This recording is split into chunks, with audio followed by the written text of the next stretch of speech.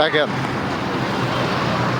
এ হচ্ছে অবস্থা। এখানে দেখেন অবস্থা দেখেন, এই যে প্রশাসনের লোকজন তো দেখতেই পাচ্ছেন, এই যে ইটের গাদি ওখানে মনে করেন যে অ্যাক্সিডেন্ট হয়ে মারা গেছে। এই যে প্রতিটি বিদ্যালয় এটা হচ্ছে আপনার কুষ্টিয়া চৌরাস ফুলতলা, ঠিক আছে। প্রতিটি বিদ্যালয়ে এর ছাত্র মারা গেছে অ্যাক্সিডেন্ট হয়ে ট্রলি গাড়িতে মারা গেছে। ট্রলি গাড়িটা মনে করেন যে নিয়ে গেল, আগুন ধরাই দিছিল, স্থানীয় সব লোকজন আগুন ধরাই দিছিল। প্রশাসন এসে ট্রলি গাড়ি নিয়ে গেল। তো আমি একটা কথা বলতে চাচ্ছি যে আপনাদের যে এইগুলো হচ্ছে আমাদের তো সচেতন থাকতে হবে। আমরা এই গাড়িগুলো প্রায় কিন্তু এই ধরনের কাজ করে, প্রায় এই ধরনের অ্যাক্সিডেন্ট কিন্তু করতেই থাকে। তো আমরা যদি সচেতন না হই, আমরা যদি সর্বোচ্চ শেয়ার করে দিয়ে যদি মানুষকে যদি এইগুলো যদি বুঝাই, তাহলে পরে কিন্তু মনে করেন যে ওইটার মাধ্যমে কিন্তু এখন কিন্তু ডিজিটাল যুগ, ওইটার মাধ্যমে কিন্তু মনে করেন যে সব কিছু ঠিক হয়ে যাবে। আমি কিন্তু আমার পেজের জন্য বলছি না বা আমার স্বার্থের জন্য বলছি না, এটা আপনার আমার সকলের কিন্তু কর্তব্য। আমাদেরও ছেলেপেলে আছে, ওই যে ইট ছড়াচ্ছে দেখেন, ওখানে মনে করেন যে রক্ত, আমি সম্পূর্ণ দেখাচ্ছি দেখেন, আমি রক্ত দেখাবো না, ওখানে বালু দিয়ে ঢাকা হয়েছে আর কি, ঠিক আছে। দেখেন এখানে এই যে আমাদের প্রশাসন ভাইরা এখনও আছে, এই যে প্রতিটি বিদ্যালয়ে দেখেন, প্রতিটি বিদ্যালয়, ঠিক আছে, এটা হচ্ছে প্রতিটি বিদ্যালয়। তো আপনাদের অনুরোধ করব যে আপনারা যে আমার এই ভিডিওটা দেখছেন, যতদূর পারবেন শেয়ার করবেন। আপনাদের কাছে বারবার করে অনুরোধ করছি আপনারা সর্বোচ্চ শেয়ার করে দিবেন।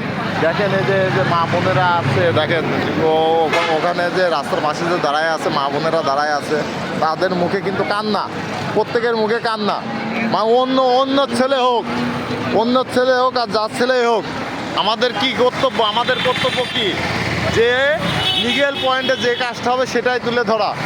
তো আমি একটাই কথা বলবো, আপনারা সর্বোচ্চ শেয়ার করে দিবেন এবং আমার পেজটাতে যে যদি যারাই দেখবেন, ইউটিউব থেকে দেখলে পরে শেয়ার করবেন এবং হচ্ছে ফেসবুক থেকে যদি দেখেন শেয়ার কমেন্ট করে দিবেন, অবশ্যই করে দিন। আপনাদের কাছে অনুরোধ থাকলো, আমাদের সচেতন হইতেই হবে। সচেতন না হলে পরে আমাদের চিন্তা না করে আমাদের বাচ্চাদের যান নিরাপত্তা তো করতে হবে, তারা তো লেখাপড়া করে প্রতিষ্ঠিত হবে। যদি এইগুলো যদি বন্ধ যদি না করা হয়, এইগুলো তো পরিবেশও নষ্ট করে। দেখেন এগুলো পরিবেশও নষ্ট করে। রাস্তাঘাট দিয়ে যদি আমরা রাস্তা দিয়ে যদি বাড়াই, তখন মনে করেন যে চোখে যদি চশমা না থাকে, ধুলাবালি পড়ে যায়, এমন অবস্থা। আমি হেলমেট পরছি, আমার বাচ্চা হেলমেট পরি নাই, আমি হেলমেট পরেছি, আমার বাচ্চা হেলমেট পরি নাই, আমার বাচ্চার চোখে বালি চলে গেল। অনেক সময় ইট মনে করেন পড়ে যাচ্ছে, ইট পড়ে মানুষ আহত হচ্ছে। তো খড়ি ওই যে লাকড়ি যাকে বলে অনেক জায়গায়, আমাদের এখানে বলে হচ্ছে কুষ্টিয়ার ভাষাতে বলে খড়ি। তো ওইগুলো মনে করেন পড়ে মানুষ ক্ষতিগ্রস্ত হয়। তো আপনাদের কাছে একটাই অনুরোধ করব যে আপনারা সর্বোচ্চ শেয়ার করে দিয়ে আপনারা বুঝিয়ে দেন যে না, এইগুলো আসলে চলা এটা ঠিক না, আসলেও এটা চলা ঠিক না।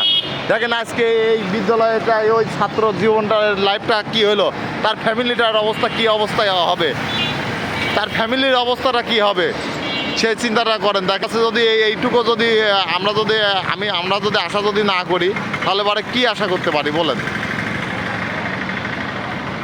আমাদের তো একটা আশা প্রয়োজন আছে, আমরা তো আশা করি যে না, এটা তুলে ধরতে হবে। সব জায়গায় না তুলে ধরলে পারতো আমাদের তো হবে না, আমাদের তুলে ধরতেই হবে। কারণ এগুলো যে এই অবস্থায় এতটা যে সাংঘাতিক ঘটনা ঘটছে, যা আর কি বলার কথা না। কি বলে যে আমার নিজেরও কান্না চাচ্ছে, মানে এটা আর কি বলার কথা না, যে রাস্তার পাশে স্কুলটা, আর এইরকমভাবে একদম রাস্তার সঙ্গে স্কুল রাখাটা আমি তো মনে করি যে এটা আসলে ঠিক না। আমি আমি আমি আমার ব্যক্তিগত দিক থেকে আমি মনে করি যে একদম রাস্তার পাশাপাশি স্কুল রাখা ঠিক না।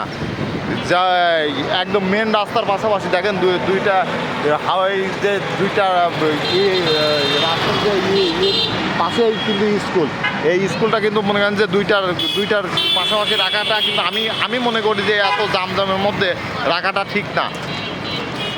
তো আপনারা সর্বোচ্চ কমেন্টে জানাবেন, প্লিজ ভিডিওটা পুরোপুরি দেখবেন এবং সর্বোচ্চ কমেন্টে জানাবেন, এবং পরবর্তীতে যে নিউজ হয় সে নিউজটা অবশ্যই আপনাদেরকে আমি দিয়ে দেবো।